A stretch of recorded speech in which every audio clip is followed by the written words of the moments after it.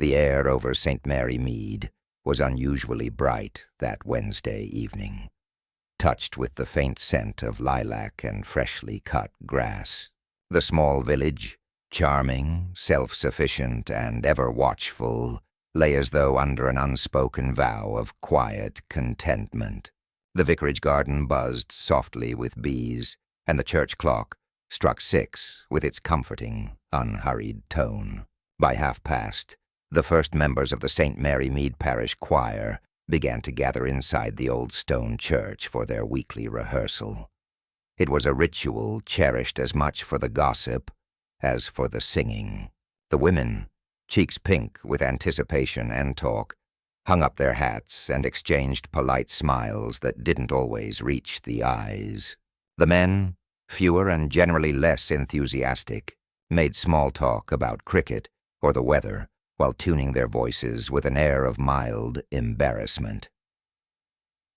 At the heart of this small bustle was Mrs. Diana Larkspur, the choir mistress, a striking woman in her late 30s, with hair the color of rich mahogany and an almost theatrical poise. She had a way of commanding the attention of every person in the room. She was not native to the village, a fact that had never escaped anyone's notice. A Londoner by origin and temperament, she had arrived only 2 years ago, taking the position after the previous choir master's untimely retirement due to what was discreetly called nerves. Diana Larkspur was both admired and resented in equal measure. Her talent was undeniable, but her manner was something else entirely. She was too confident, too polished, and far too mysterious for the gentle sensibilities of St. Mary Mead. It was whispered that she had been on the stage once, or perhaps the companion of someone rich and important.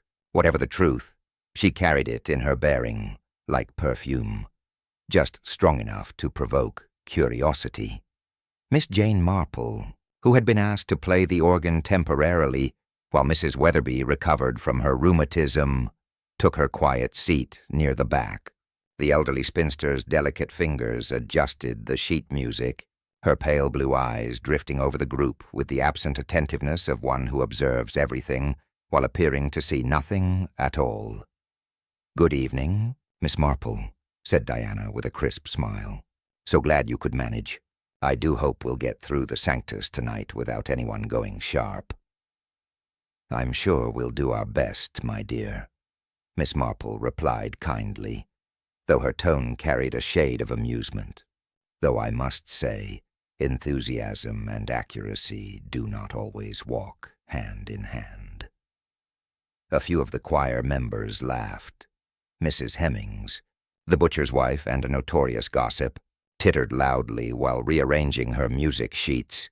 Beside her, Mr. Pritchard, who fancied himself a bass, but was rather more of a croaker, pretended to warm up his voice. As the rehearsal began, the vaulted church filled with uneven voices attempting harmony. Diana conducted with brisk authority, tapping her baton against the edge of the music stand whenever someone faltered. Her corrections were precise but not always kind. "Mr. Pritchard, please. Fortissimo does not mean shouting like a dock worker," she chided, and Mrs. Hemings, "Try to remember we are singing in praise, not protest." From her bench, Miss Marple's lips curved faintly. She noticed the tiny expressions that flickered over the faces of those being corrected. The wounded pride, the small sparks of irritation, the quiet vows of revenge that so often flickered in small villages over trifling slights. In St. Mary Mead, grudges caged like fine port. When the group took a short break, the choir clustered in small conversational knots. Teacups appeared, biscuits were shared, and gossip, like steam, rose quickly. "Did you hear?" whispered Mrs. Hemings to Mrs. Price, "that Mrs. Larkspur was seen speaking rather intimately with young Mr. Copley from the post office, just last Sunday, near the Meadowgate. Quite the picture they were." "Really? Mrs. Price's eyebrows lifted. "But isn't Mr. Copley practically engaged to that sweet girl from the library?" "Exactly so," said Mrs. Hemings, in tones suggesting the downfall of civilization itself. On the other side of the church, Mr. Benson, the verger, and a man who knew everyone's business by simple virtue of sweeping near it, was speaking to the vicar in a low, uneasy tone. "She's a fine woman, Vicar, no doubt about that. But she has a temper. I've seen it. Only last week she was in a right state over a missing music folio. Accused poor Mrs. Weatherby of losing it. She did. Said it was a valuable addition from London." Murmured the vicar, who was a mild man with a gentle stutter. "Well, I dare say we must be patient. Artists are often sensitive souls." Miss Marple, meanwhile, sat quietly sipping her tea. Her gaze had wandered to Diana Larkspur, who stood by the vestry door, speaking sharply to someone half hidden from view. It was a man's voice that answered, low, tense, and unmistakably angry. She could not hear the words, but she saw the woman's posture stiffen, her expression flash with defiance. And then the man stepped back into the shadows before disappearing through the side door. By the time the break ended, Diana's smile had returned, smooth as glass. Yet Miss Marple noticed her hands trembled slightly as she raised the baton. When the final hymn concluded and the choir dispersed into the cool evening, the sky was streaked with pale gold and lavender. Miss Marple lingered to tidy the music, as was her habit. Diana was the last to leave, locking the church doors herself. "You do play beautifully, Miss Marple," she said absently, her tone softer now, distracted. "I sometimes wonder if music is worth the trouble, though. People only ever seem to resent what they don't understand." "Music brings out strong feelings," Miss Marple said gently. "Sometimes the kind that were already there, waiting for a melody to give them voice." Diana gave a short laugh, but it was humorless. "You have a rather shrewd way of putting things." Miss Marple smiled. "One learns a great deal from living in a village, my dear. People reveal themselves in the smallest ways." Diana hesitated, as if she might say more, then only nodded and went out into the evening, her footsteps quick upon the stone path. Miss Marple waited until she was gone before she too stepped into the dusk. The church bell tolled 8. A light wind rustled through the churchyard yews, whispering like the faint echo of a sigh.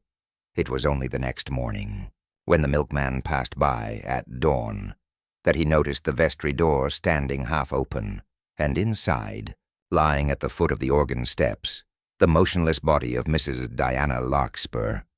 And so, the peace of St. Mary Mead was broken. The morning after the discovery, St. Mary Mead was abuzz like a disturbed hive. News of Mrs. Larkspur's death spread with the alarming efficiency peculiar to English villages, where one could scarcely sneeze without half the parish offering remedies within the hour. By 8 o'clock, every teapot in the village was working overtime. Curtains twitched. Whispers traveled faster than the Morning Post, and by the time the clock struck 9, 3 versions of the event were already in circulation, each more dramatic than the last.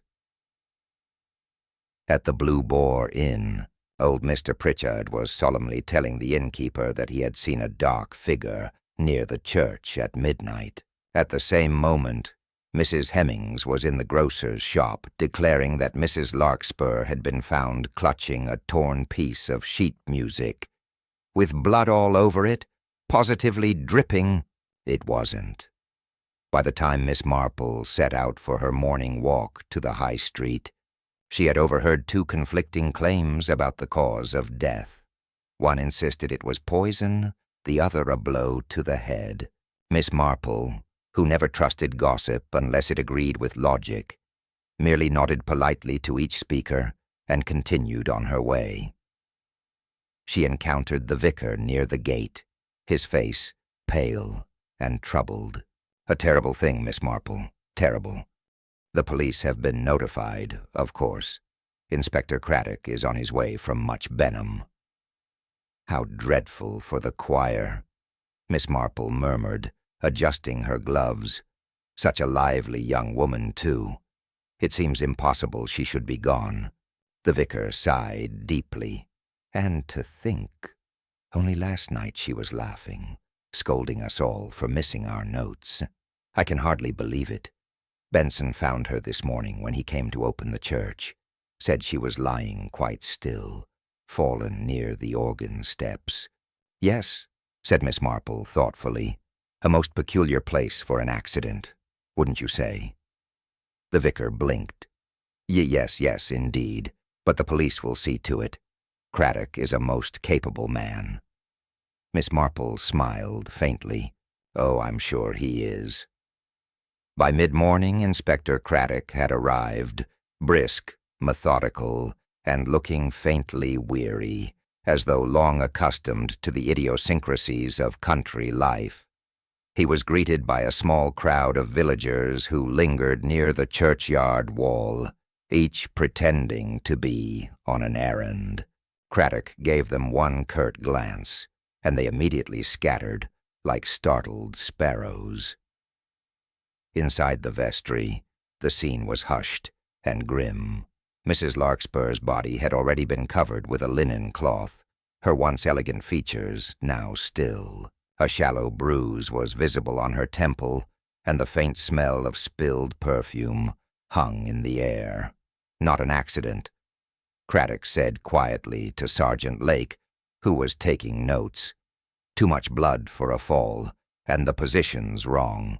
She was struck from behind. Blunt instrument. Likely last night after choir rehearsal." "Any sign of robbery, sir?" "None. Purse intact.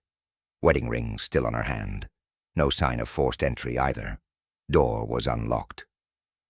Craddock frowned. "Strange. The verger says she always locked up after rehearsal."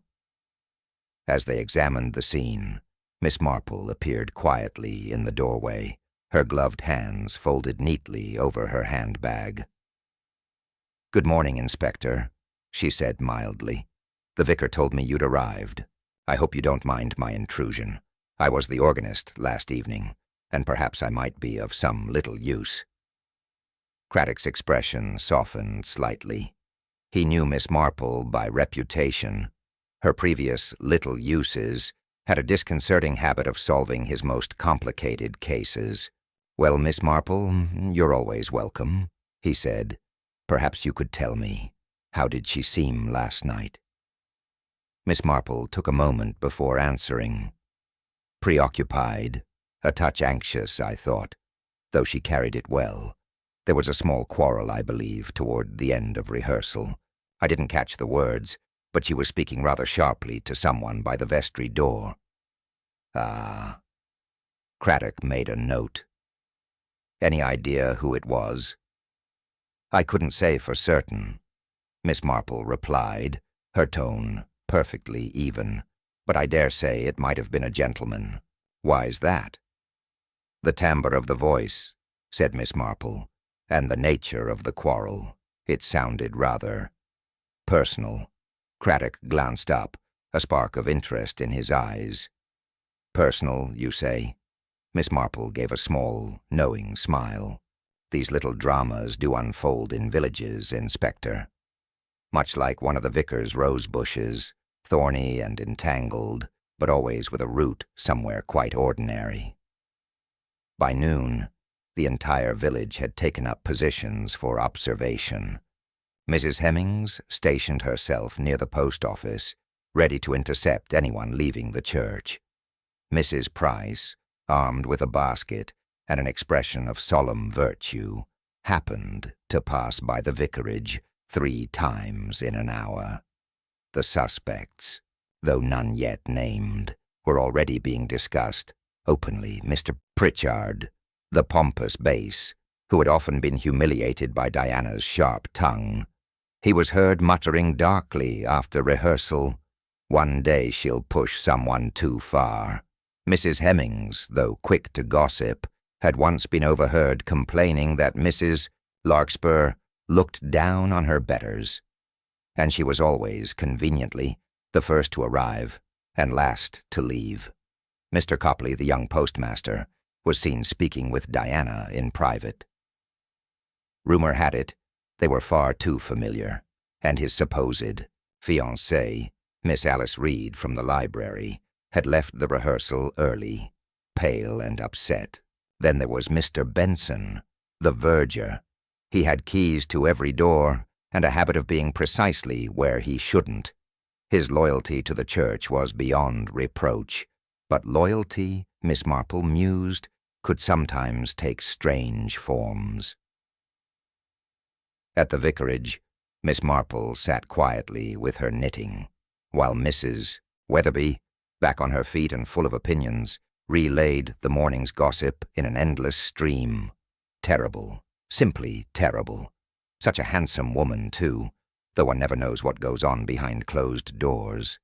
I always said she had secrets, that look in her eye, half London, half something else. You know what I mean, Jane? I believe I do, said Miss Marple mildly. People do carry their pasts with them, rather like luggage. Some pack lightly, others not at all. Mrs. Weatherby sniffed. Mark my words, it'll turn out to be jealousy, or money, or both. Miss Marple gave her a polite smile, but her mind was already elsewhere.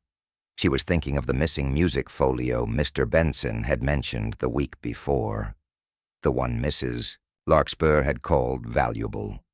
She was thinking, too, of the quarrel she'd overheard, the tremor in Diana's hand as she conducted, and the look, yes, the look, of someone who had expected trouble, but not quite the form it took. Outside, the church bell tolled again.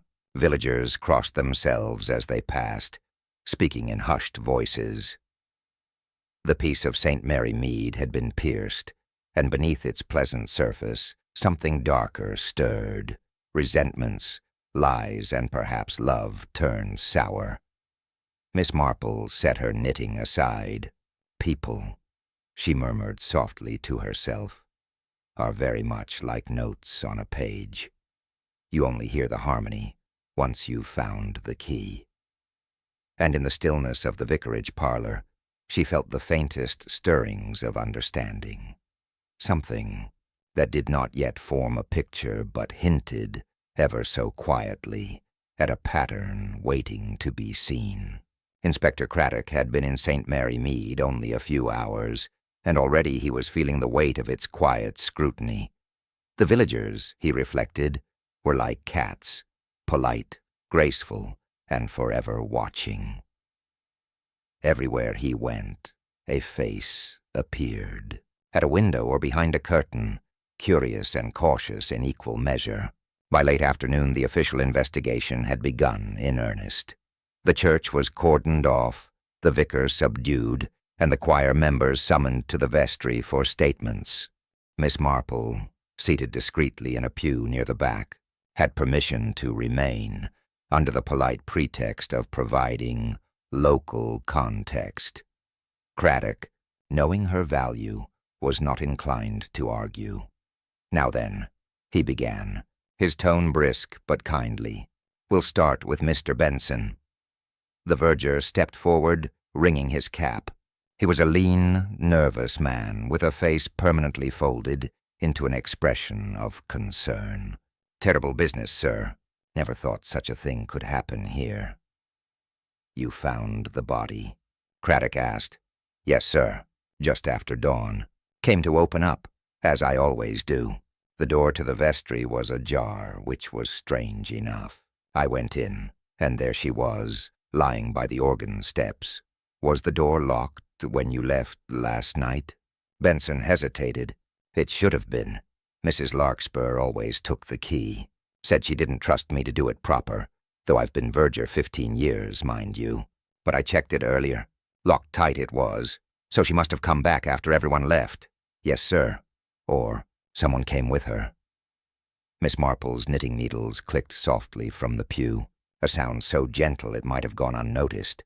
But Craddock, who knew her habits, saw the faintest glimmer of thought in her eyes. Did Mrs. Larkspur seem upset during rehearsal? Craddock continued. Benson nodded eagerly. Aye, that she did. Snapped at poor Mr. Pritchard for singing off-key, and had a right go at young Alice Reed for leaving early. Said something about commitment, but mostly she was short-tempered, like she'd something on her mind. Did she speak with anyone after rehearsal ended? Benson's mouth tightened. She did. I saw her near the vestry with Mr. Copley, the postmaster. They were arguing, I think. Didn't like the look of it. He left in a temper, and she locked up soon after. Thank you. Mr. Benson, that'll do for now. Benson retreated, wiping his brow, clearly relieved to be dismissed. Next came Mr. Pritchard, puffed up with self-importance and indignation. It's monstrous, Inspector, utterly monstrous. The woman was difficult, yes, but no one deserved such an end. Difficult in what way? Well, Pritchard sniffed. She fancied herself a professional musician and treated the rest of us like children. I've sung in this choir 20 years, and she never once praised my bass register. Always correcting, always scolding. Said I was barking of all things. The nerve. And where were you after rehearsal last night? Craddock asked. At home, of course. My wife can confirm that. I left the church about 5 minutes after she did. Did you notice Mrs. Larkspur speaking to anyone? Pritchard frowned. Now that you mention it, I did see her talking to young Copley. Rather heatedly, too. I remember thinking she looked, well, cornered, if you follow me. When he left, Mrs. Hemings entered. A swirl of perfume, indignation, and self-importance. Her account was less a statement and more a performance. I can't tell you how dreadful it all is, Inspector. Simply dreadful. I keep thinking, why her? She was so full of life, so very sure of herself. Not that she didn't have enemies, mind. Oh, no. Plenty of people found her manner insufferable. Enemies? Craddock repeated. Well, not enemies exactly. She corrected swiftly, realizing how it sounded. But she wasn't popular. You see, she had a way with the men.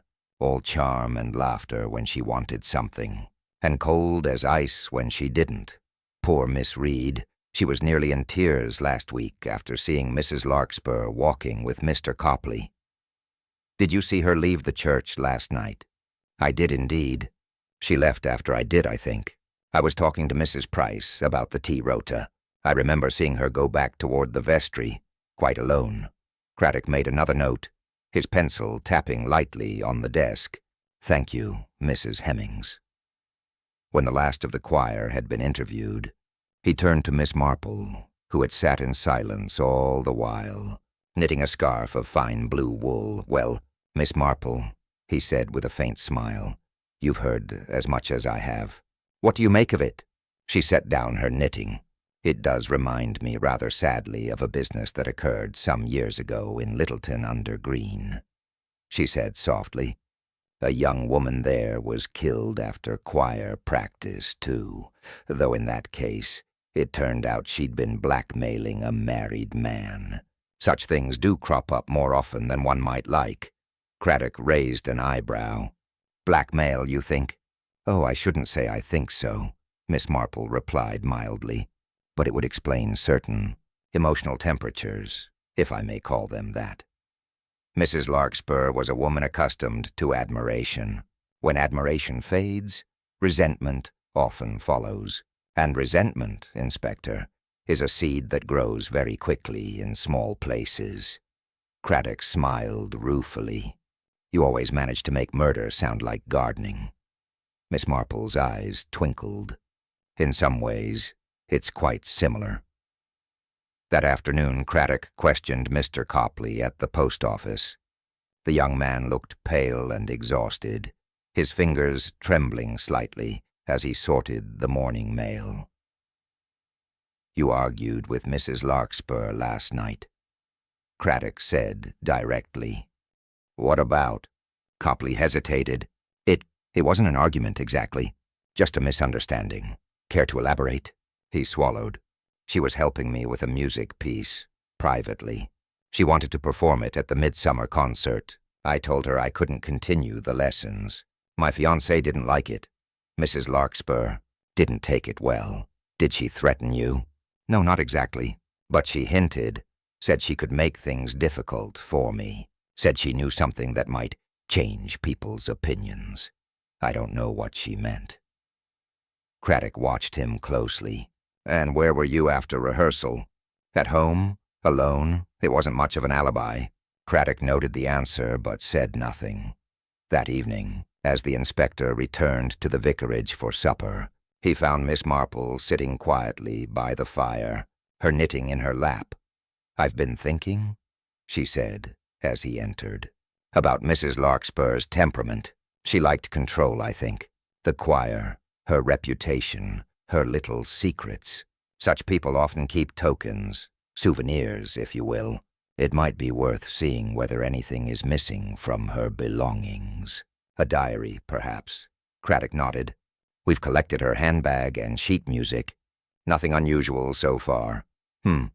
Miss Marple pursed her lips. "Perhaps the unusual thing, Inspector, is what isn't there."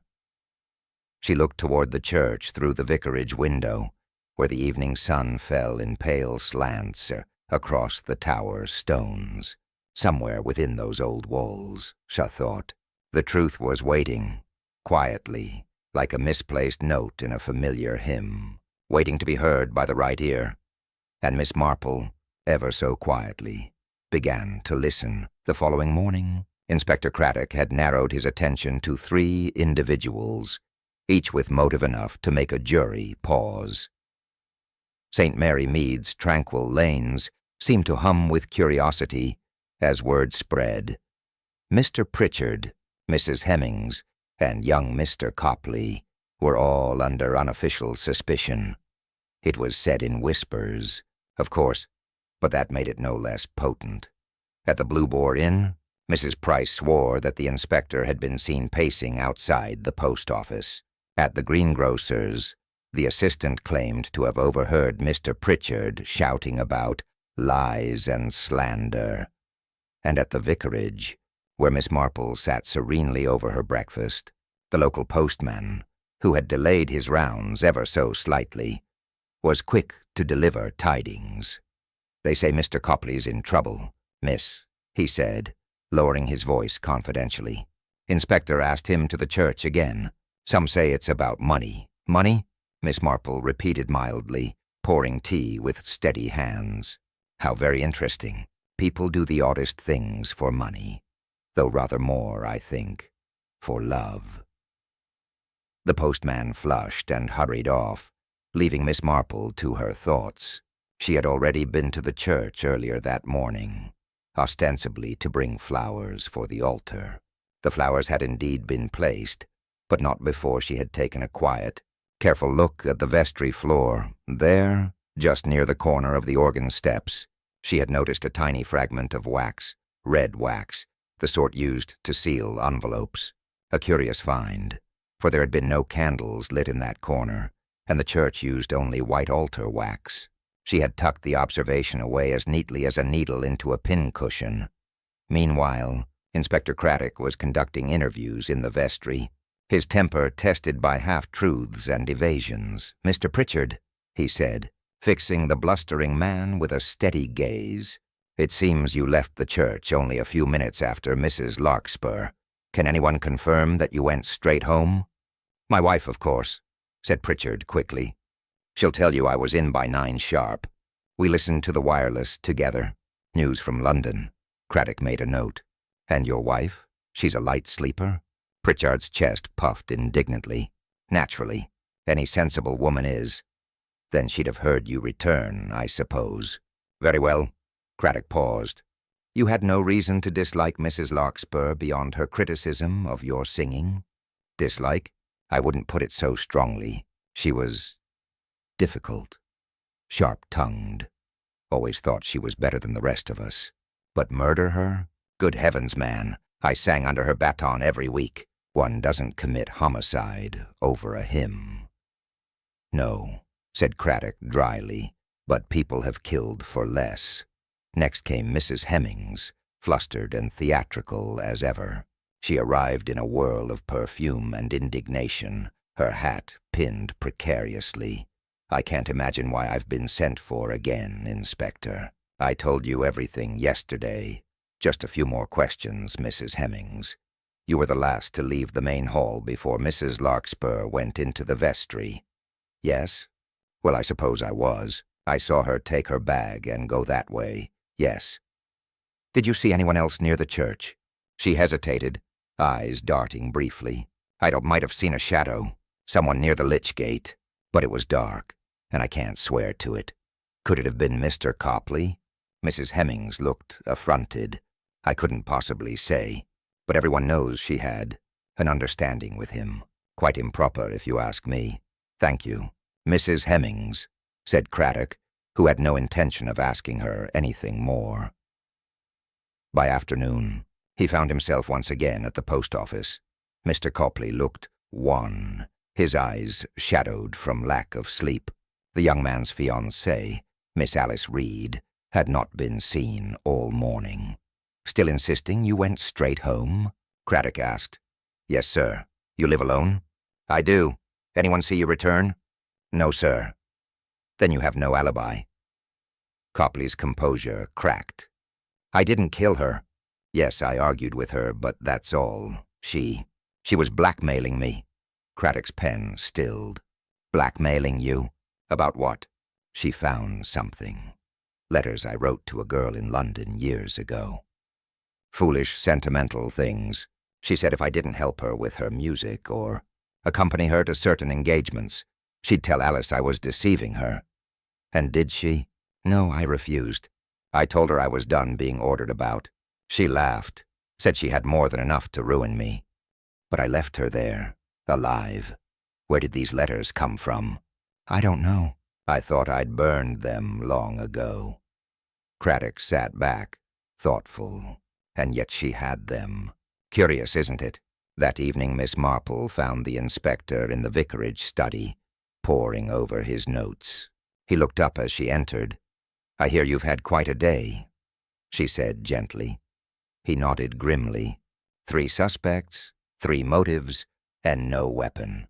If she was struck from behind, the murder weapon must have been something from the church. A candlestick, perhaps, or one of the music stands. But there's no sign of blood on either. Miss Marple sat down, her hands folded neatly in her lap. "Sometimes, Inspector, it helps to think not of what was used, but of who had reason to make it disappear." He gave her a wry look. "You have a theory, I take it?"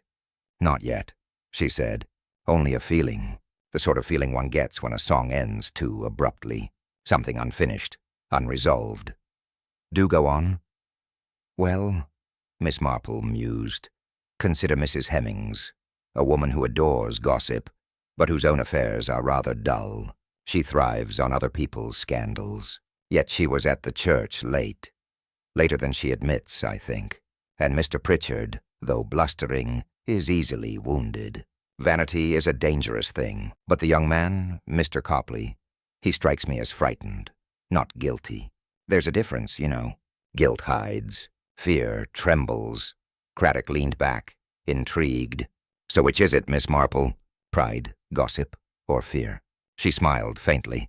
"Perhaps all 3. They do make a very pretty chord." As she rose to leave, she paused at the doorway.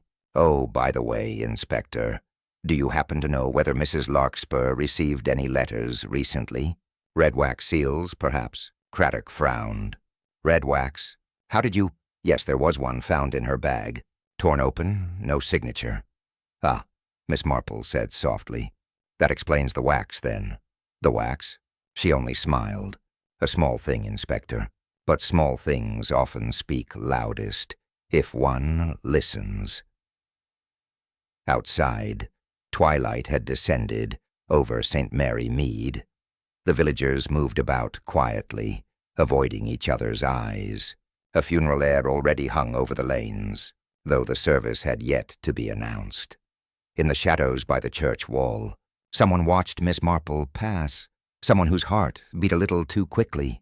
whose secret trembled like a held note, waiting for silence. And Miss Marple, sensing eyes upon her, did not turn. She merely adjusted her shawl, her expression serene.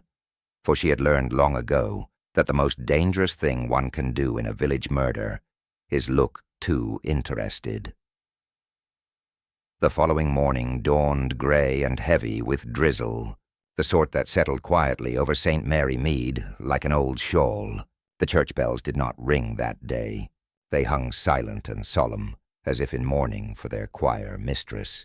In the vicarage kitchen, Miss Marple stirred her porridge slowly, her mind already far from the breakfast table. She had spent the early hours walking the garden, pruning a few overgrown roses, an activity that, for her, served as an excellent companion to thought. Murder, she often said, was much like gardening.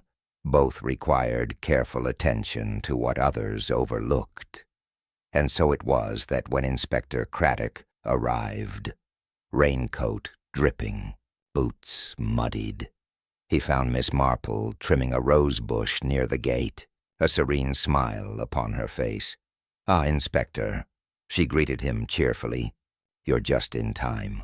I was about to make tea. Nothing stirs the mind like a hot cup, don't you think?"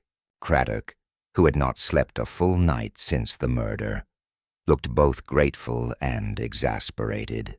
"Tea would be a blessing, Miss Marple. I've spent the morning questioning that infernal choir again. Not a soul among them tells the same story twice." As they settled inside, Miss Marple poured tea with her usual delicate precision. "And yet," she said gently, "truth rarely presents itself plainly. It hides in the folds, like dust in a curtain." Craddock sighed. "Then perhaps you can dust it out. The vicar found something this morning while cleaning the vestry.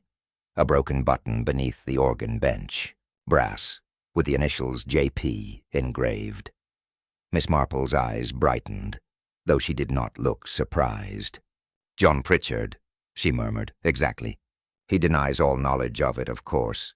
Claims he must have lost it during rehearsal. But the odd thing is, the button was wedged between the floorboards, stained with something dark. Blood, perhaps." Miss Marple sipped her tea, "or candle soot, or wine from the communion set. People are often too eager to assume the worst." Craddock frowned.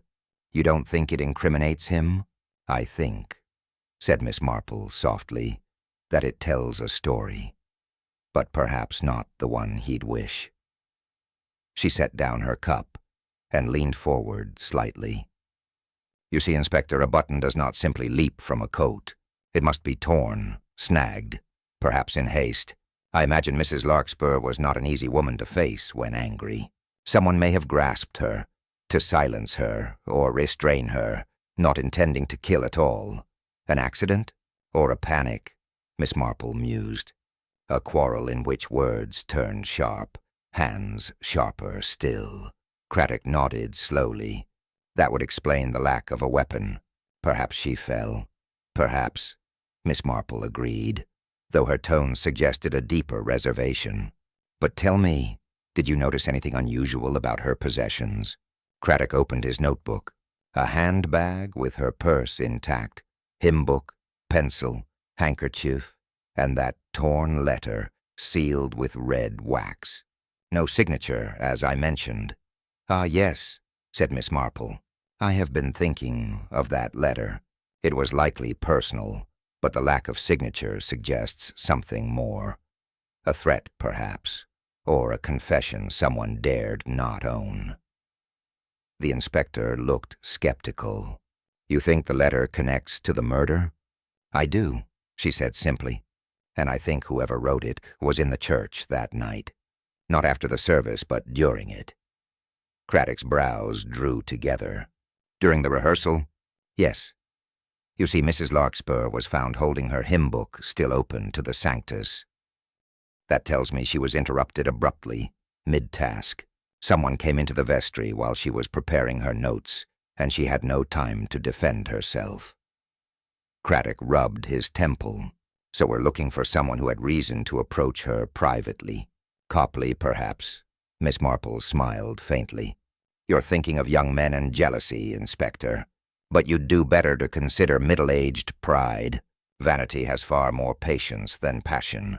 He stared at her. You mean Pritchard? I mean, she said delicately, that his initials were found beneath the scene of the struggle, and that he has both the strength and the wounded ego to act rashly. But before we condemn him, there is something else to see. What's that? The church records, Miss Marple said briskly. Mrs. Larkspur kept a meticulous account of choir attendance and fees. I should like to see if any alterations were made recently. Erasures, new names, curious entries. People reveal much by what they write, and even more by what they rub out. Craddock agreed reluctantly, and together they crossed to the church. The rain had eased, leaving the stone walls glistening like wet slate. Inside, the air smelled faintly of polish and damp hymn books. The choir register lay on the lectern. Miss Marple turned the pages delicately, her blue eyes moving with quiet intensity. There, she said after a moment, tapping a line. Do you see? Mr. Pritchard's name has been smudged, erased, and rewritten. And below, Mrs. Hemings has added a payment that does not belong to her. Craddock bent closer. 2 shillings, dated last week. She said she hadn't seen Mrs. Larkspur since rehearsal. Indeed, murmured Miss Marple. Yet she found time to settle a debt in a dead woman's ledger. They both fell silent. Then Miss Marple straightened, her expression thoughtful. Inspector, would you be so kind as to ask Mrs. Hemings to meet us here this evening? I should like to hear her account once more, while the organ still remembers the music. That evening, under the dim light of the nave lamps, Mrs. Hemings arrived, nervous and chattering. The church's emptiness made her words echo strangely. I don't see why you've called me here again, she protested. I've told everything I know. Miss Marple's voice was gentle. Of course, dear. We simply wish to clear up a small discrepancy. You see, the choir register lists a payment from you after Mrs. Larkspur's death. How curious, Mrs. Hemings faltered. Oh, that. Yes, I remembered I owed her for the choir robes. I didn't want to be behind, so I left the money in her bag after she passed. In her bag? Miss Marple repeated softly. How thoughtful. Yet the police had already sealed her belongings by then. Mrs. Hemings blanched. Well, I must have placed it earlier, before she died. Miss Marple tilted her head slightly. Before she died, or after you realized she would not ask for it again. There was a silence. Then, in a trembling whisper, Mrs. Hemings said, I didn't mean for her to fall. She said she'd tell everyone about me, about the money I'd taken for the new music sheets. I only meant to stop her shouting. She tripped. It was the candle stand. Craddock stepped forward sharply. Then you admit. But Miss Marple raised a hand. Not yet, Inspector. Not quite. You see, Mrs. Hemings, you mentioned a candle stand, yet no one told you that was how she was struck. The color drained from the woman's face. She swayed, clutching a pew for balance. I saw her lying there. I thought, you thought wrong, Miss Marple said softly, because Mrs. Larkspur was not struck by the candle stand at all. Craddock stared. Then what was it? Miss Marple turned toward the organ loft. Something far more fitting, Inspector. Something that makes its music even in death. I believe we shall find a trace of blood upon the edge of the organ's tuning rod. The next morning, the gray drizzle had cleared, replaced by a brittle sunlight that made the village rooftops gleam. St. Mary Mead seemed almost too calm, its cobbled lanes freshly washed, its residents peering from lace-curtained windows as if the murder had become part of their daily gossip, tucked neatly among the weather reports and jam recipes. Yet beneath that surface serenity, the air remained taut with speculation. Miss Marple arrived at the church early, a small wicker basket on her arm, and her expression one of polite determination. Inspector Craddock was already there, standing near the organ with his sleeves rolled up. A constable was testing the keys, each note ringing too loudly in the hollow morning. "Good heavens, Miss Marple," Craddock said when he saw her. "You're out early. Don't tell me you've come to play." "Not at all," she replied, smiling faintly. "I've brought some oilcloth for your shoes. The vestry floor looks dreadfully slippery this morning. And a sponge cake, because I find one thinks best when properly fortified." Craddock allowed himself a small chuckle. "You do have your ways of making murder sound homely." "Murder," said Miss Marple lightly, "is often far more domestic than people suppose." She stepped closer to the organ, her eyes sweeping over its varnished wood and intricate pipes. The great instrument dominated the chancel, its polished surfaces reflecting light like mirrors, yet beneath its beauty lingered something darker. An unseen hand had guided its music to murder. Craddock gestured toward the open panel near the pedals. "We found this just as you suggested." Inside the compartment, wrapped in a piece of old cloth, lay a slim metal rod, part of the tuning mechanism. Its edge was smeared with a faint brown stain. "Blood?" Craddock said grimly. Miss Marple bent closer but did not touch it.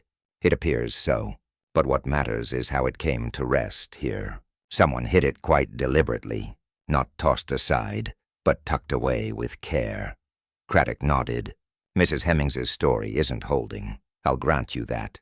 She must have panicked, but she didn't think to hide a weapon." "Indeed not," Miss Marple murmured. "She may have quarreled with Mrs. Larkspur, but she lacked the imagination for concealment. No, this was done by someone accustomed to both guilt and precision. Someone who understands this instrument intimately." "Pritchard," Craddock said at once. Miss Marple's gaze lingered on the row of shining pipes.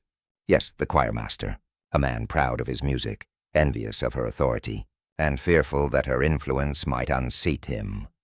Mrs. Larkspur was, by all accounts, threatening to have him dismissed." "She was," the inspector confirmed. "I found a letter in her files, a formal complaint addressed to the bishop about his conduct toward certain choir members." Miss Marple's eyes glinted. Then he knew his reputation and position were at risk. "Pride, you see, Inspector, is the most dangerous motive of all. A jealous heart can be soothed, but a wounded pride demands satisfaction." Craddock frowned thoughtfully. "Still, how do we prove it? There's no witness. Hemmings's confession is a muddle. Pritchard will deny everything." Miss Marple smiled gently. "Then we must let him speak, freely and at ease. I find truth most eager to show itself when people believe it's safely hidden." That afternoon, under the pretext of a rehearsal for healing, the vicar summoned the choir to meet once more. It was an awkward affair.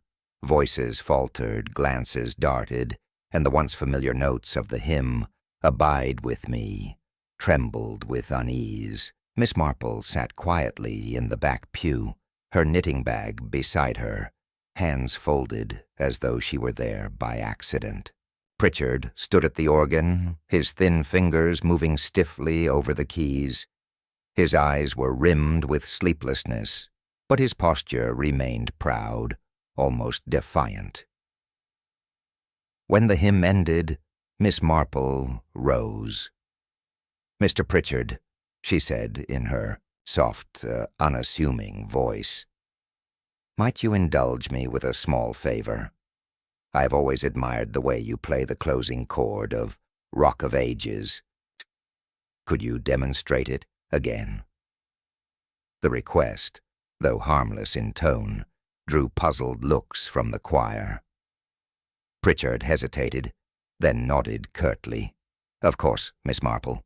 He adjusted the stops, his fingers poised over the keys.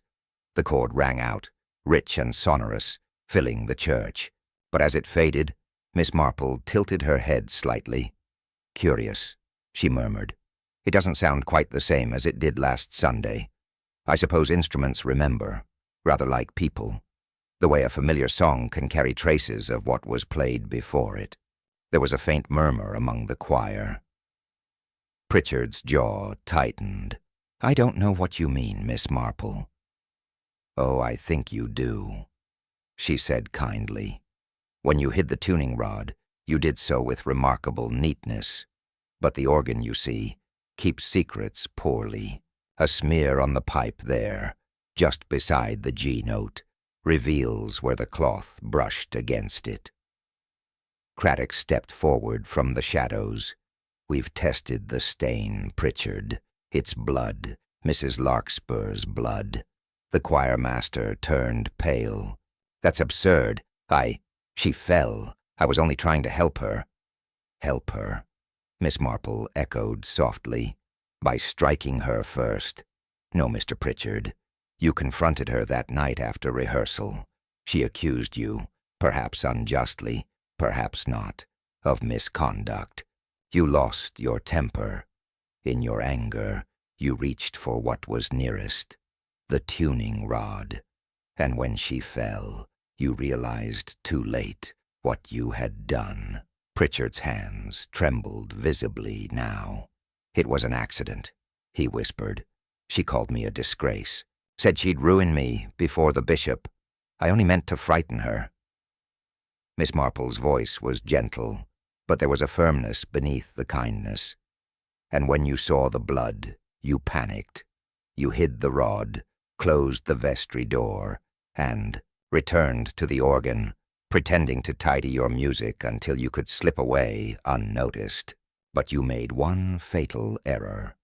"What error?" "The button," she said simply. "You knelt to retrieve the rod, and your coat caught on the bench. The brass button came loose and rolled between the floorboards."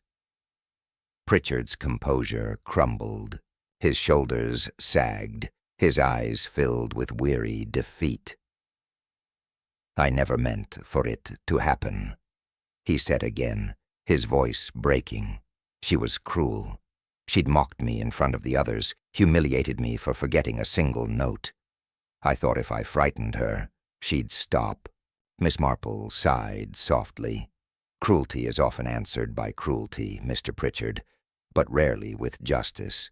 I have always found that pride kills more than love ever does." Craddock stepped forward, signaling the constable. "John Pritchard, I must place you under arrest for the murder of Beatrice Larkspur." As the choir watched in stunned silence, Pritchard allowed himself to be led away, his once confident stride reduced to a weary shuffle. Miss Marple sat back in her pew, her hands folded again in quiet reflection. The sunlight, streaming through the stained glass, cast red and gold hues across the organ pipes. It was strange, she thought, how even in a place devoted to harmony, dissonance could breed death. The vicar approached her hesitantly. "It's dreadful, Miss Marple, utterly dreadful, to think that such evil could lurk beneath sacred music." She smiled faintly, her eyes still on the organ. "Evil, my dear Reverend, lurks wherever vanity meets opportunity. Churches, parlors, or gardens, it makes no distinction. One only needs to listen closely." And with that, she gathered her knitting bag, tucked the oilcloth neatly under her arm, and left the church in the quiet dignity of a woman who had once again proven that the sharpest weapon in England was, after all, a mind both kind and keen.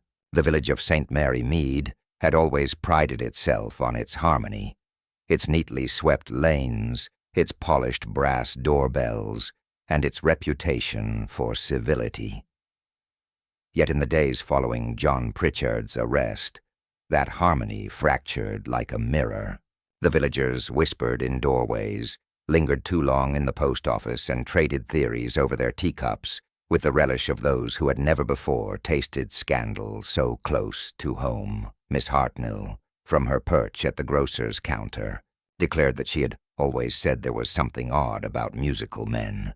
Mrs. Price Ridley insisted the poor fellow must have been bewitched by the late Mrs. Larkspur's overbearing nature.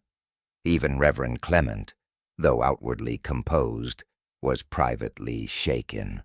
His church had become the scene of violence, a profanation he could scarcely comprehend. Miss Marple, meanwhile, moved through the chatter with her usual unhurried grace. She smiled where appropriate, offered a nod or a gentle word, and listened, always listening. To her, gossip was a map of human frailty, untidy, exaggerated, but full of clues. One afternoon she paid a quiet visit to the vicarage. Griselda Clement, the vicar's lively young wife, greeted her warmly. "You must come in at once, dear Miss Marple. I've just made tea, and if you haven't heard already, the entire village has gone quite mad.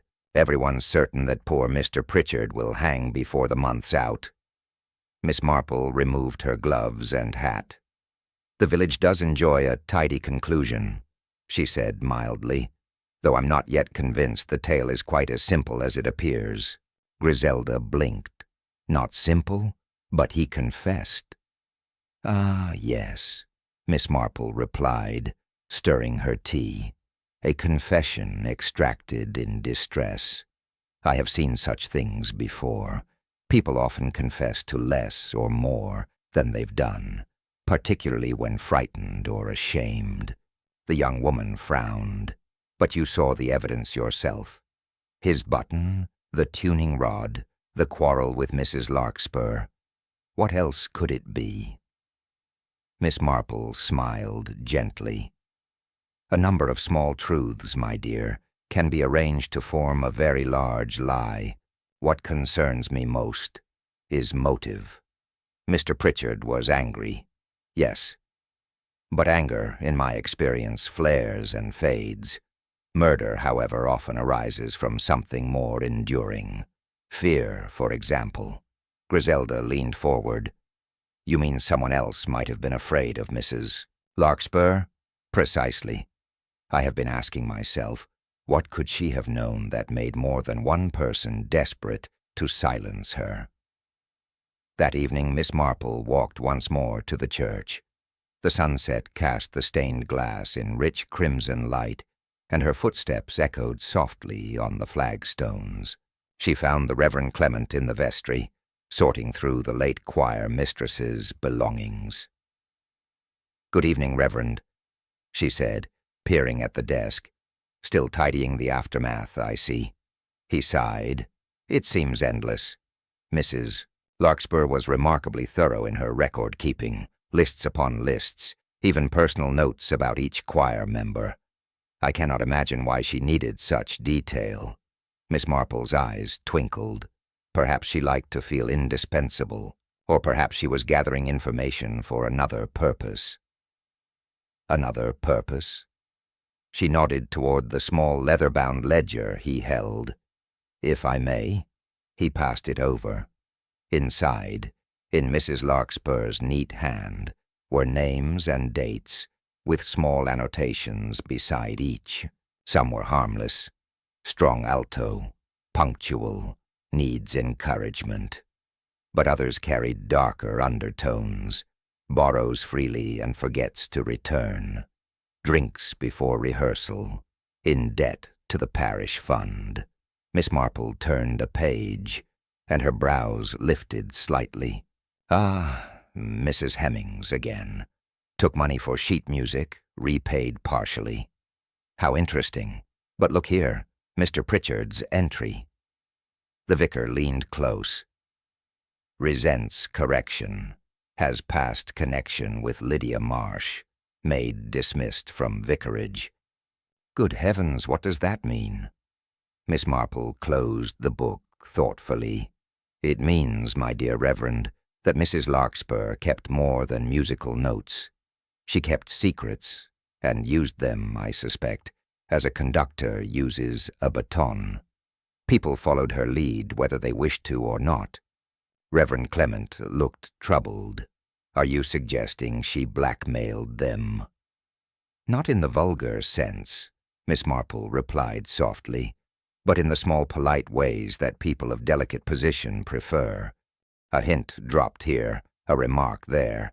Such things can ruin reputations just as surely as scandal sheets. The vicar sighed deeply. Then any number of people might have wanted her gone. Indeed, said Miss Marple, which is why the matter is not closed. The following day she visited Mrs. Hemings once more. The widow, pale and weary, had taken to her bed. Mrs. Hemings, dear, Miss Marple said kindly, I came not to accuse, but to ask. When you quarreled with Mrs. Larkspur, did she threaten to expose you for the missing money? The woman's lips trembled. Yes, but she knew worse things about others. About Mr. Pritchard, and about young Alice Copley, too. She said the girl's father had come to her for help with a loan, and that she'd written it down somewhere. Everyone thought Mrs. Larkspur kind, but she remembered every favor as if it were a debt. Miss Marple's eyes sharpened. A loan, you say? From whom? From her cousin in Bath, a Mr. Richard Larkspur. The poor man never recovered from her death. When Miss Marple left the cottage, the evening air was cold and sharp. She paused by the churchyard gate, gazing at the freshly turned earth of Mrs. Larkspur's grave. So many debts, she murmured, and all of them buried with her, or so they think. The next morning a letter arrived at the vicarage, addressed in elegant handwriting to Miss Marple herself. Inside was a short note. I must speak to you urgently. Please come to my house after dark. R.L. Miss Marple showed the note to Inspector Craddock when he called. R.L., she said, that must be Richard Larkspur, the cousin. Craddock frowned. Odd. He's been in Bath since the funeral, hasn't he? So I was told, said Miss Marple. But apparently grief has drawn him back, or perhaps guilt. That evening she went alone. The Larkspur cottage stood on the edge of the village, ivy creeping up its stone walls. Inside, the air smelled faintly of tobacco and brandy. Richard Larkspur, tall, thin, and impeccably dressed, rose to greet her. Miss Marple, thank you for coming. I realize it's irregular, but there are things the police must not know. Indeed, she said pleasantly, taking a seat. I find irregularities are often rather enlightening. He hesitated, then spoke in a low voice. Beatrice was my cousin, yes, but she was also my ruin. She borrowed heavily in my name, letters of credit, debts I've been forced to repay since her death. I came tonight to ask if the authorities must learn that. It would destroy what little reputation I have left. Miss Marple studied him over her folded hands. You fear disgrace, Mr. Larkspur. Yet that fear, I think, began long before your cousin's death. Tell me, were you in St. Mary Mead the night she died? He looked startled. No, of course not. I was meant to be in Bath, but I left early the next morning. She smiled faintly. Ah, yes, the morning after a murder. Such inconvenient timing. His face drained of color. Are you implying? I imply nothing, Miss Marple said gently. I merely observe. People who lie about their whereabouts usually do so for reasons other than murder. Fear, shame, scandal, all most inconvenient things. He said nothing. Only his trembling hand betrayed him. As Miss Marple rose to leave, she paused by the door. I thank you for your honesty, Mr. Larkspur, but I must warn you. Truth has a habit of surfacing at the most awkward moments, like an untuned note in a quiet church. Outside, the night wind stirred the ivy. Miss Marple drew her shawl close and looked up toward the dark silhouette of the church tower. Somewhere behind its silent bells, she felt, a second secret waited to be uncovered, one even more dangerous than pride. The next morning dawned gray and heavy, as if the clouds themselves had absorbed the tension that had settled upon St. Mary Mead. A fine mist draped the village, turning the churchyard into a spectral vision, headstones glistening, trees drooping, and the faint echo of a bell rolling through the air like a sigh. At breakfast, Miss Marple sat alone by her lace-curtained window, a teapot steaming beside her, and the Times folded at her elbow. She poured herself another cup, adding a precise splash of milk, and thought quietly about the curious arrangement of events. So many little details refused to fit neatly together. The missing hymn book, the torn sleeve on Mr. Prouse's coat, the peculiar smell of camphor that had lingered in the vestry the night of the murder. Her mind worked gently, as it always did, not through logic in the detective sense, but through pattern and intuition. People, she knew, rarely behaved without reason. Even lies had a rhythm to them, if one listened closely enough. Just as she was buttering her toast, there came a brisk knock on the door. When she opened it, Inspector Craddock stood there, looking rather harried and slightly damp from the mist. "Good morning, Miss Marple. I do hope I'm not intruding." "Not in the least," she said pleasantly. "Do come in, Inspector. You look as though you could do with a hot cup of tea." He smiled faintly. "I'd not say no to that, ma'am. I've been at the church half the morning. The choir's in uproar, and the vicar, well, the poor man seems quite at his wits' end." "Understandable," Miss Marple murmured, handing him a cup. One of his own congregation found dead within the sanctuary. It must shake one's faith in the quiet dignity of the parish. Craddock nodded, taking a grateful sip. "I wanted your view, Miss Marple, if you don't mind my saying so. You seem to have a way of seeing what the rest of us miss." Miss Marple gave a small smile. "That's very kind of you, Inspector, though I've merely had the advantage of observing people for a rather long time. And people, don't change nearly as much as they imagine they do." She paused thoughtfully. "Now tell me, how is poor Miss Latham? She seemed dreadfully distressed yesterday." "She is," said Craddock grimly. "But her distress isn't all innocence, I'd wager. She's been caught in several contradictions. First, she said she left the rehearsal early, but a witness places her outside the vestry at 9:10, around the time of death." Miss Marple stirred her tea. "And the missing hymn book?" "Ah, yes." Craddock set down his cup. "It's turned up, oddly enough, behind the organ pipes. Old Mr. Prowse found it when he was checking the wiring this morning, but there's something peculiar about it." He drew a small notebook from his coat. "The hymn book is stained with something. Blood, though not a large amount, and one corner is torn off entirely, as though a page were used for some other purpose." "How very interesting," Miss Marple murmured. "You see, Inspector, people do such strange things when frightened.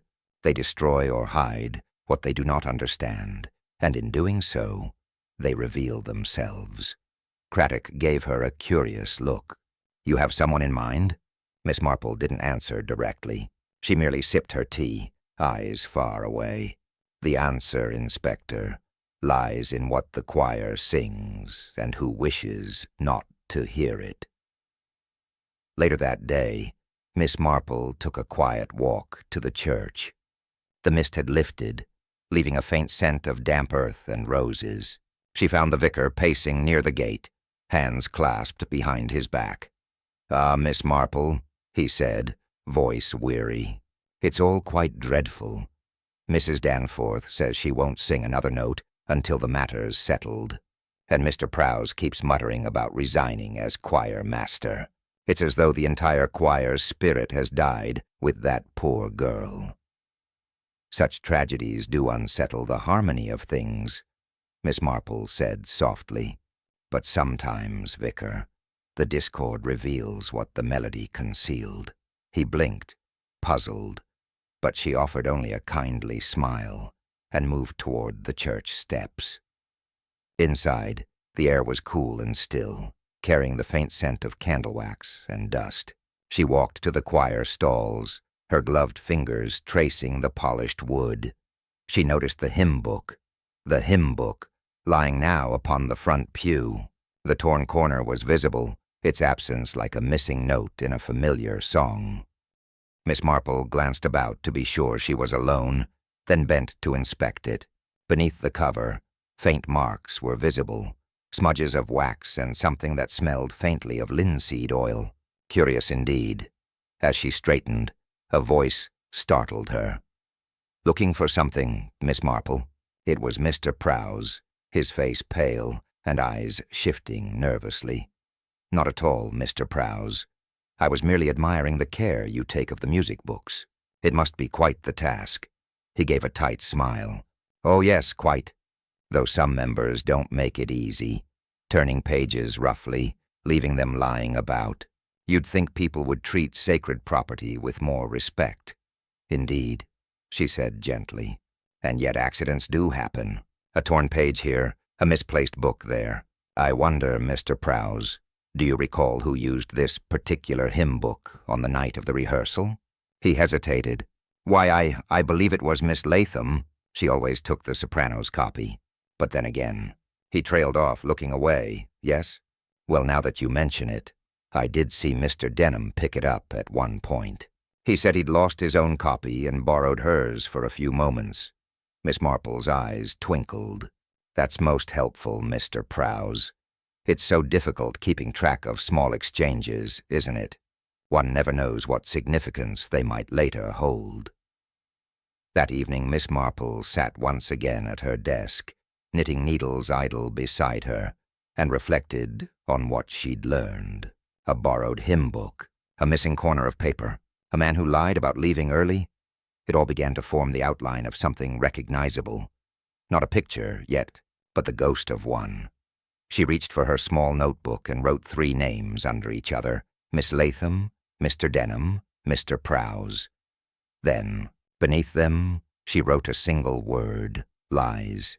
The pattern was there, faint but discernible, and soon enough, she thought, the truth would reveal itself, as truth always did, even beneath the polite hymns and whispered prayers of St. Mary Mead. Outside, the church bell tolled 9, echoing softly through the mist. Somewhere in the distance, a door shut with a sharp, decisive click, like the final note of a song yet unfinished. Miss Marple smiled faintly, folded her hands, and whispered to herself, "People do sing out of tune when they're frightened. One only has to listen closely." The next evening, St. Mary Mead seemed strangely subdued. Curtains were drawn early, shopkeepers spoke in hushed tones, and even the postmistress, who ordinarily thrived on gossip, appeared uncharacteristically tight-lipped. The murder had turned from a topic of scandal into something far heavier, a presence hovering over every doorstep. Miss Marple, however, moved through the quiet like a calm current, beneath still water. She paid calls that day, under perfectly ordinary pretenses, bringing a jar of quince jelly to Mrs. Danforth, a few knitting patterns to Miss Latham, and a polite inquiry to the vicar about Sunday's sermon.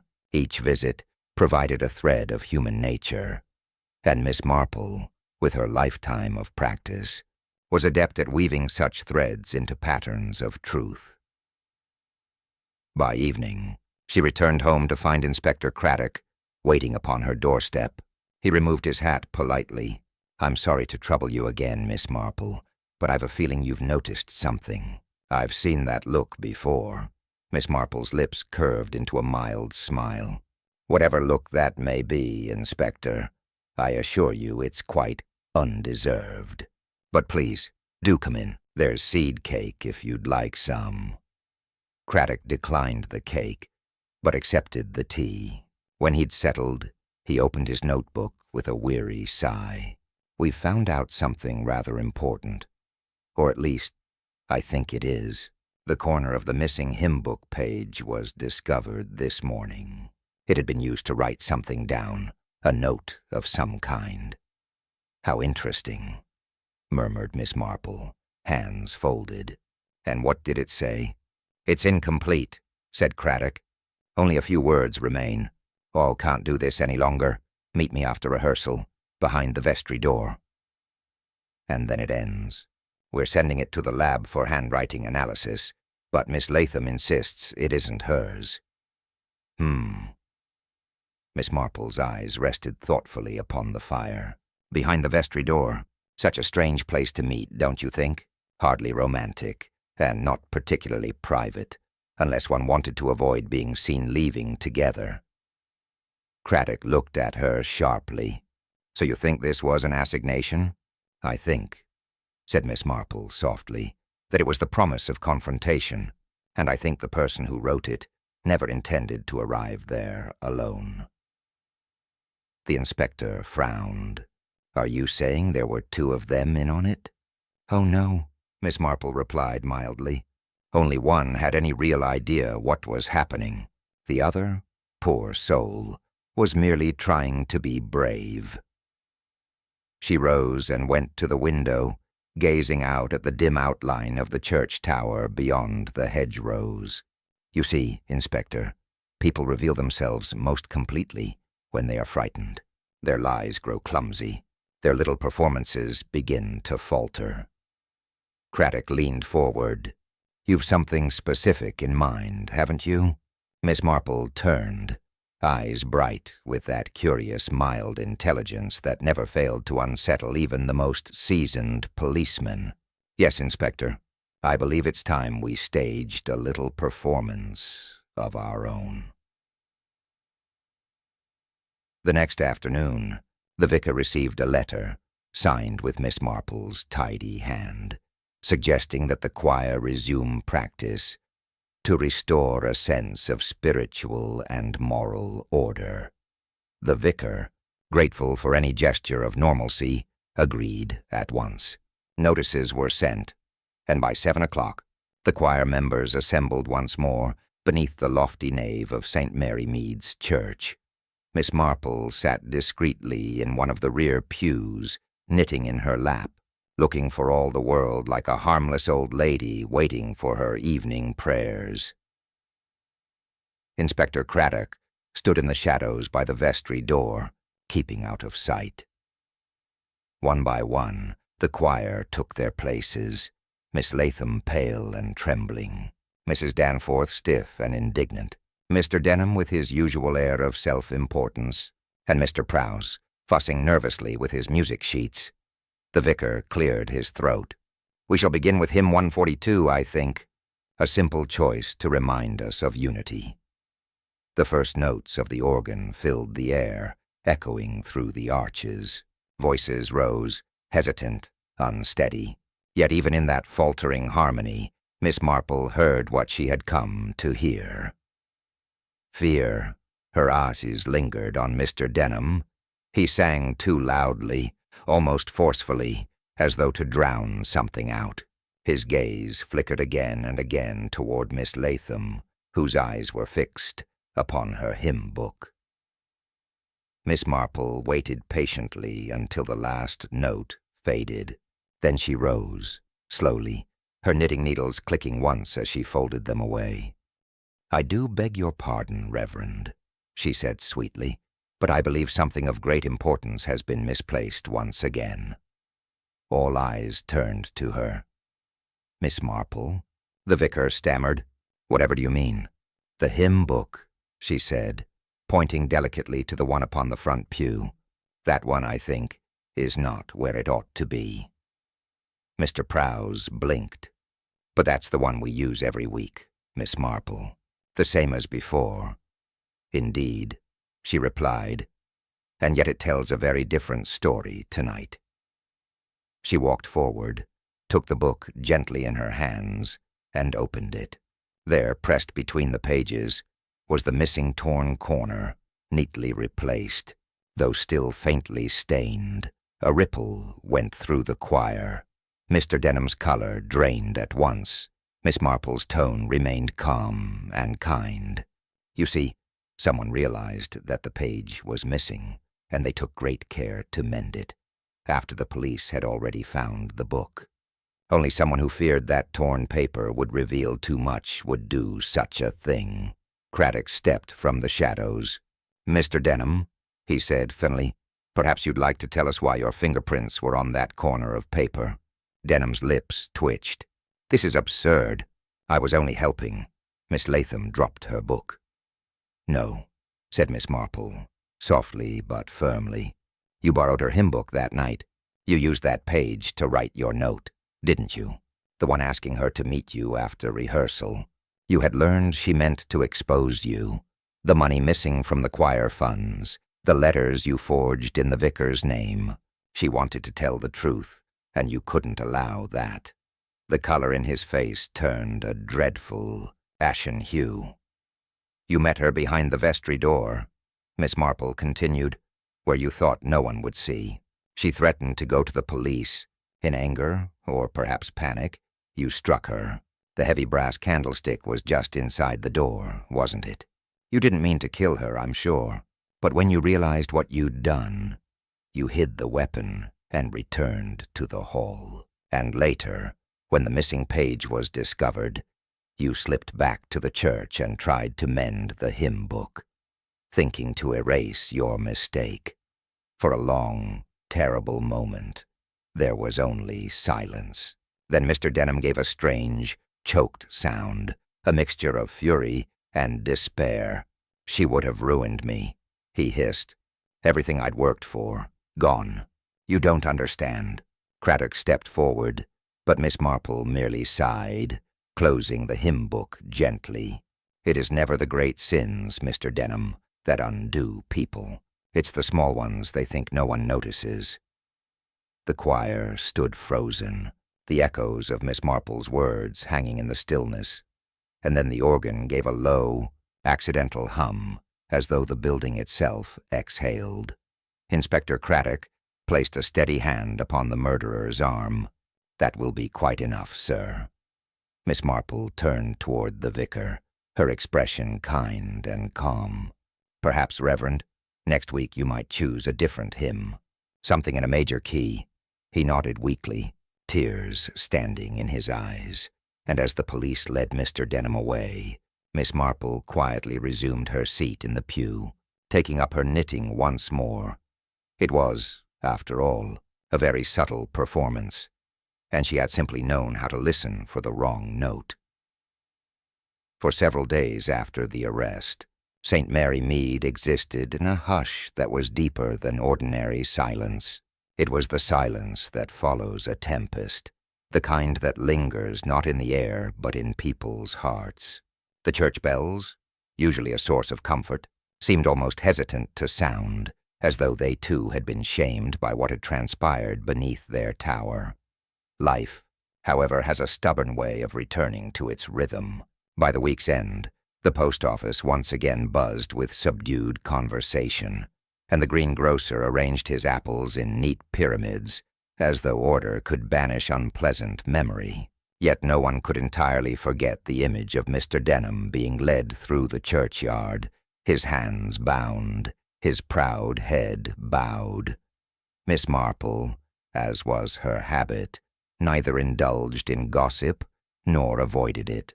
She understood that human nature required a certain outlet for its fears. So when Mrs. Danforth appeared at her gate, cheeks flushed and eyes brimming with questions, Miss Marple welcomed her in for tea without hesitation. "It's simply dreadful." "Miss Marple," Mrs. Danforth exclaimed, lowering herself into the armchair. "I can scarcely believe it. Mr. Denham, of all people, so refined, so perfectly mannered. Why, I'd have trusted him with the parish accounts myself." Miss Marple poured her guest a cup of tea. But that is often how such people succeed in doing harm, my dear. It's the trust they cultivate that shields them. Confidence men rarely appear unkind. They appear reassuring." Mrs. Danforth gave a mournful sigh, and poor Miss Latham, such a gentle soul, I can't help but think she must have known something terrible to confront him like that. "She did indeed," said Miss Marple softly.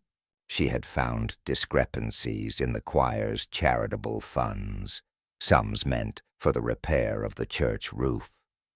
She recognized Mr. Denham's handwriting upon certain receipts that should have been signed by the vicar." Mrs. Danforth gasped. So that's why she was trembling that night. I remember thinking she looked pale as paper. Miss Marple nodded. Conscience can make a body tremble more than fever ever could. She wished to do right, though she knew it would hurt someone she once admired. The older woman dabbed her eyes with a handkerchief, and to think, all over a few pounds, how wickedly small a thing to lose one's soul for. Miss Marple gave a faint, sad smile. It's never really the money, Mrs. Danforth. It's the fear of exposure. Pride and vanity are far costlier sins than greed. Mrs. Danforth sighed again, more softly this time. You have such a way of seeing the truth, Miss Marple, as if you'd known it all along. Oh, no, said Miss Marple modestly. I only notice small things. People's tones, their eyes when they lie, the way they handle fear. It's much the same as spotting a weed in a garden. It stands out once you know how to look. That afternoon, Miss Marple took a slow walk through the churchyard. The grass was still damp with the residue of recent rain, and the gravestones gleamed faintly under a weak shaft of sunlight. She stopped near the vestry door, the very place where the tragedy had occurred, and stood in silence for a long while. It was curious, she thought, how quickly such scenes returned to peace. Nature forgave everything if given time. The ivy grew again. The air cleared. The same hymns would one day echo from the same rafters. Yet people were slower to forgive, even themselves. Inside the church, she found the vicar at his desk, writing letters in a delicate, looping hand. He looked up as she entered. Miss Marple, he said warmly, you are as ever our good angel.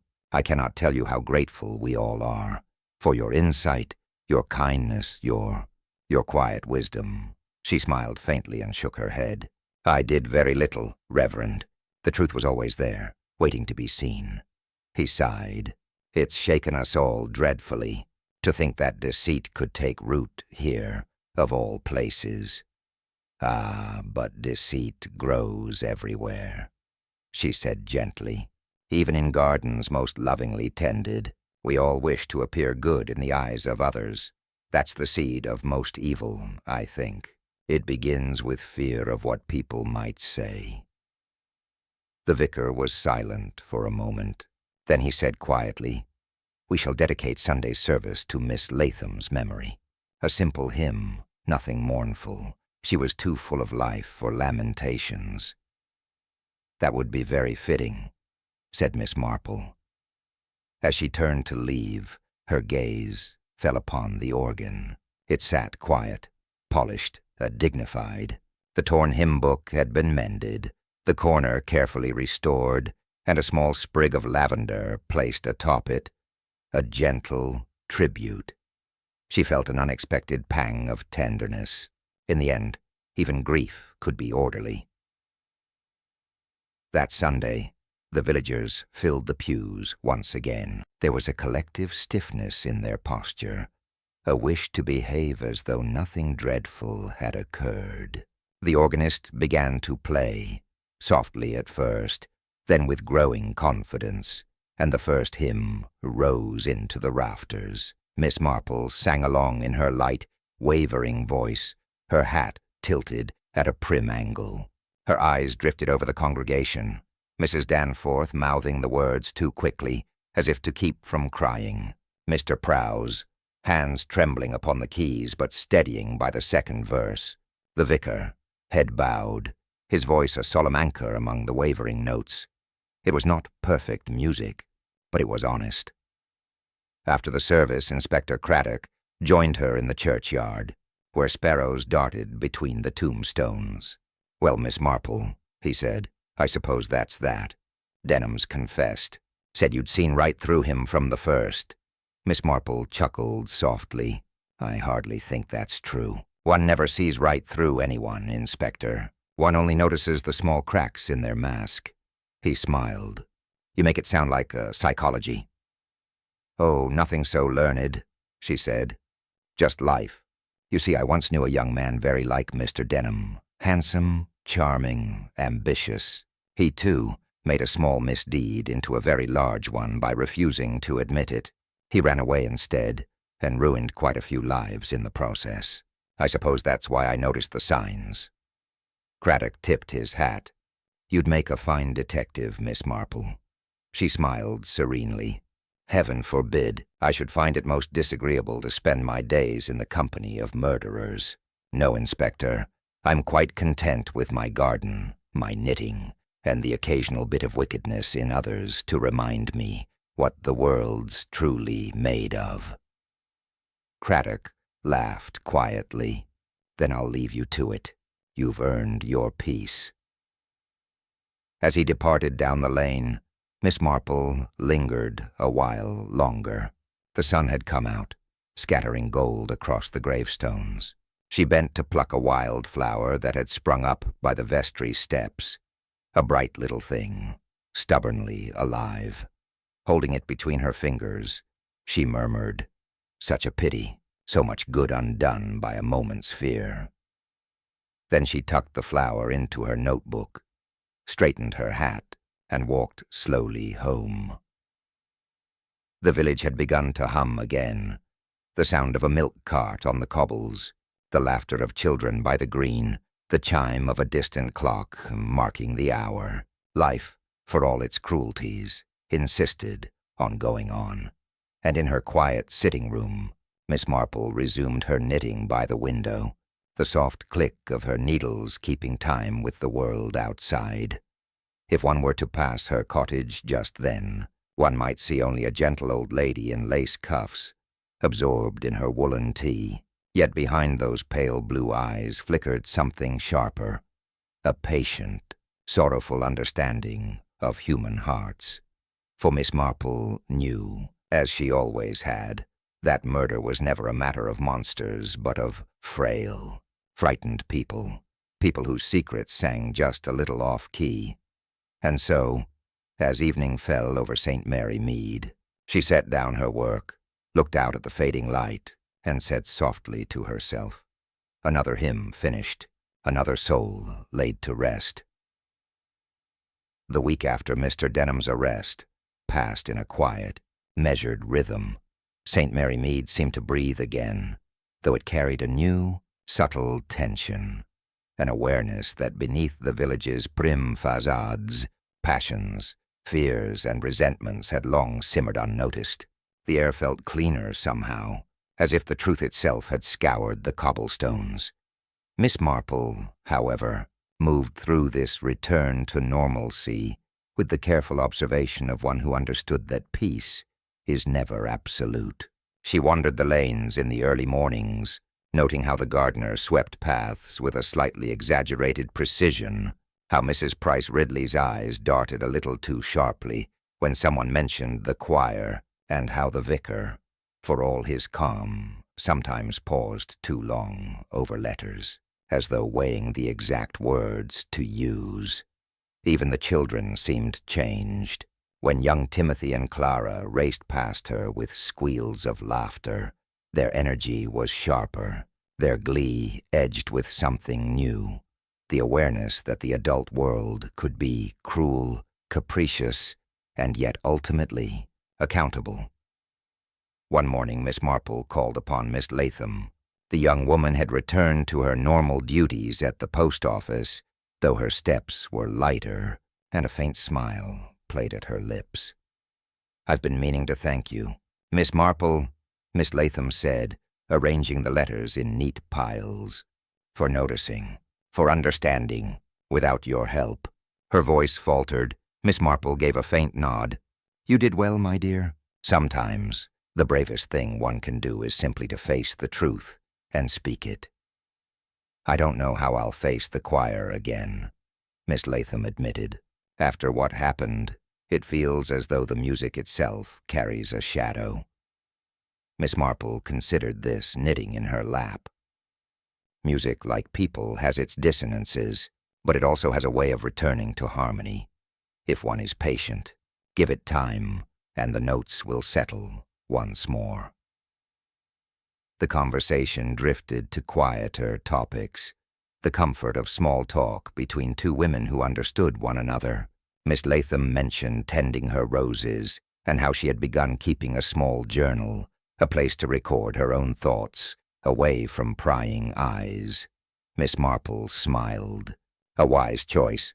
One learns a great deal about people by observing their gardens or their diaries. Both reveal what the owners hope others will never see. Later that day, she visited the vicarage. Reverend Clement greeted her warmly, though with the faint tremor of someone who had been reminded of mortality and moral responsibility. "Miss Marple," he said, ushering her inside, "it seems we are all returning to our routines, though none of us will forget the events of the past fortnight. I have spoken to the parishioners, and I believe they understand the weight of responsibility in keeping the village safe." "Responsibility is an interesting thing," Miss Marple said thoughtfully. "It grows invisible until a moment demands it. Then it presses upon one's conscience like a sudden chill." The vicar nodded. "I shall do my best to guide them, though I know that even guidance cannot erase fear completely." "Nor should it," she replied gently. "Fear is a natural teacher, though an unpleasant one. The important thing is to recognize it and not allow it to dictate actions. That is something people often forget." Miss Marple lingered for a while, sharing tea and conversation with the Reverend and his wife, reflecting silently on the ways fear, pride, and secrecy had conspired to produce tragedy. She thought of Mr. Denham, whose brief descent into violence had shown her how swiftly ordinary people could unravel when confronted with exposure. By mid-afternoon, she took her usual walk toward the churchyard, where the tombstones glimmered faintly under the autumn sun. The lavender still grew by the vestry steps, a humble tribute to the girl whose courage had unwittingly revealed the truth. Miss Marple paused there, considering the village as a whole. Each household, each lane, each person was a thread in a tapestry. When one thread was pulled too tightly or cut unexpectedly, the design changed, sometimes imperceptibly, sometimes with glaring alteration. She observed the ivy climbing the walls, the small birds flitting from branch to branch, the children playing beyond the fence. Life, in all its ordinary and extraordinary measures, went on. But she knew that beneath the surface the events of the past weeks had shifted something fundamental. St. Mary Mead would not be quite the same. Returning home, she found her sitting room sunlit and inviting. She set down her bag and arranged her knitting, as though nothing remarkable had occurred. And yet in her mind, she reviewed the events carefully. The initial shock of the murder, the false leads, the subtle observations, the confession, and the final confrontation. Each had a place, each a purpose, each revealing a little more about human nature than even the villagers themselves had suspected. That evening she allowed herself a quiet reflection by the fire. The flames flickered softly, casting dancing shadows upon the walls, and she sipped her tea, savoring the calm. Even in her solitude, Miss Marple understood the delicate balance between curiosity and discretion. She had guided justice without arrogance, observed deception without accusation, and recognized courage in those too timid to recognize it themselves. A soft knock on her door interrupted her reverie. It was the postman, delivering a small parcel. Inside, she found a bouquet of late-season wildflowers from Mrs. Danforth, with a note expressing gratitude and respect. Miss Marple placed the flowers in a vase on her window-sill, their colors bright against the fading daylight. She thought again of Miss Latham, of the choir, and of the village as a whole. Life, for all its fragility, persisted, stubborn, resilient, and beautiful in its ordinary rhythms. And as darkness fell over St. Mary Mead, Miss Marple settled back into her chair, knitting quietly. Listening to the wind through the trees, she reflected on the lesson that human nature, though capable of cruelty and error, also carried its own checks and balances, truths waiting patiently to be revealed to those who could observe without prejudice. At the edge of the village, the church bells tolled a final hour. Their sound was neither ominous nor mournful. It was simply a reminder that time moved forward, indifferent to sorrow or joy, carrying each soul along in its steady, unyielding course. Miss Marple closed her eyes briefly, allowing herself the satisfaction of a mystery resolved, a justice served, and a village slightly wiser for the knowledge. Then she resumed her knitting, the rhythmic click of her needles marking the gentle return of order, the quiet restoration of peace. For Miss Marple, the world would always be a place of subtle dramas, hidden motives, and minor deceptions. And for that reason, she was never truly idle. Her mind, like her village, always alert, always observing, and always quietly understanding. The morning sun slanted through the lace curtains of Miss Marple's sitting room, catching the dust motes and making them shimmer like tiny stars. It was a quiet day, the sort that encouraged reflection rather than action, and Miss Marple, with her knitting folded neatly beside her and a cup of tea steaming in her hand, allowed herself to do just that. She thought back over the events of the past fortnight, the choir rehearsal, the sudden death, the hidden clues, and the delicate unraveling of truth that had led to Mr. Denham's confession. Each incident, each small gesture, had contributed to the resolution, and yet, as always, the lesson was not merely that justice had been served. It was that human nature, in all its complexity, had been revealed. A knock at the door brought her out of her reverie. She rose and opened it to find Inspector Craddock standing there, a file under his arm, and a polite, somewhat hesitant smile upon his face. "Good morning, Miss Marple. I hope I'm not disturbing you," he said. "Not at all, Inspector. Do come in. There's tea." Craddock declined politely and seated himself, placing the file on the small table between them. "I thought it might be helpful if I went over the sequence of events with you," he said. "You've already solved it in your mind, of course. But the other officers and the vicar wanted a full account." Miss Marple nodded, her gaze steady. "By all means. It is always useful to see the events in their entirety, even when one understands the subtleties behind them." Craddock opened the file and began to recount the timeline. Miss Latham noticing discrepancies in the choir's funds, Denham's panicked attempts to cover them up, the note torn from the hymn book, the confrontation behind the vestry door, and finally, the fatal strike. Miss Marple listened, knitting a single row in thoughtful silence. "Yes," she said, when he paused, "that aligns with what I suspected, though the heart of the matter, Inspector, is not in the act itself, but in the motivations that led to it." Craddock looked at her keenly, and those were the fear of exposure, the desire to preserve one's pride, and the weakness of character to resist temptation when tempted.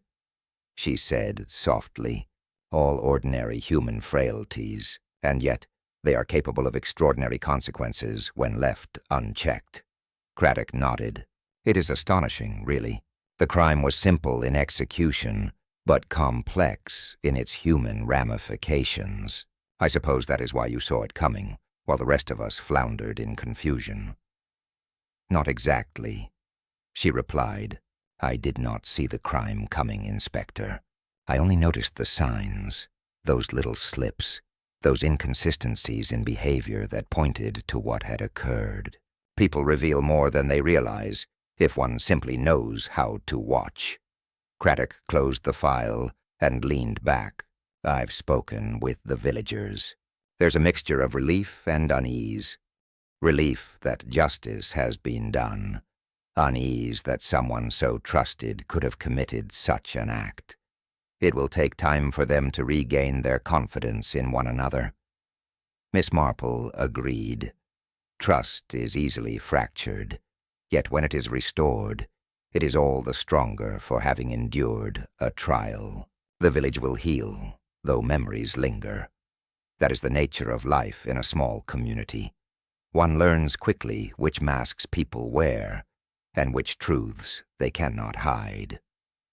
They spoke for some time, reviewing small details, discussing the aftermath, and considering the best ways to ensure the choir and the village could resume life without lingering fear. Eventually, Craddock took his leave, promising to report the full account accurately to headquarters.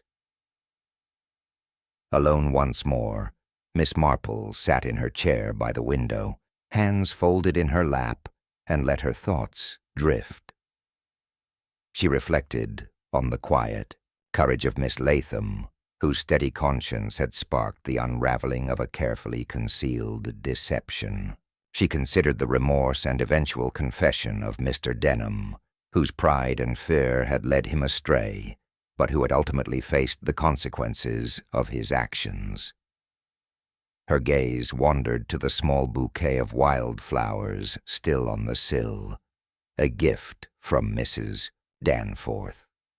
The colors were bright, cheerful, and defiant in their small way, a reminder that life persisted, even after tragedy. The village itself seemed peaceful now, its streets calm, the green glistening faintly under the autumn sun. Children played quietly, shopkeepers went about their work with renewed attention, and even the vicar seemed lighter in spirit, though the solemnity of recent events lingered in the corners of his eyes.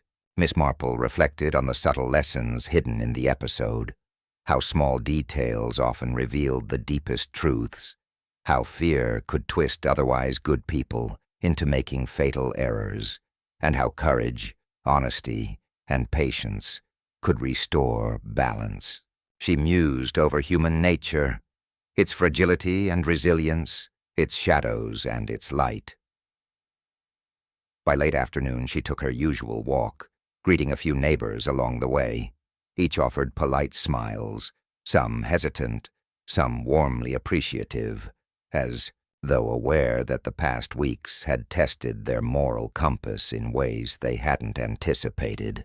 Miss Marple responded with her customary gentle nods, recognizing that their unease was a natural part of healing. Returning home, she found her sitting room bathed in the mellow glow of evening. She poured herself another cup of tea and sat quietly, watching the light fade and shadows deepen across the floor. Outside, the church bells tolled once more, steady and unhurried, their sound a gentle affirmation that life went on, and that order, however fragile, had been restored. Miss Marple picked up her knitting again, the soft click of her needles filling the room. She reflected on the nature of her work, which was never celebrated nor announced, but quietly effective. She had guided justice without fanfare, observed human weakness without judgment, and allowed truth to emerge gently, as it always does for those who know how to watch and wait. In that calm, reflective state, she whispered softly to herself, as she often did when alone. People are rarely monsters, but they do have the capacity for folly, and it is in the folly and the quiet courage to face it that the truth is found. Outside, the sun dipped lower, painting the village in warm shades of gold and amber. A gentle wind rustled the trees along the lane, carrying the distant laughter of children and the faint scent of the late-season roses that Miss Latham tended. Miss Marple leaned back, content in the knowledge that justice had been served, that life continued with all its quiet beauty, and that the village of St. Mary Mead had once again resumed its delicate balance. And as the evening deepened into night, the soft ticking of the clock, the faint rustle of the curtains, and the gentle click of knitting needles marked the rhythm of a world quietly, inexorably, at peace, if only for a while.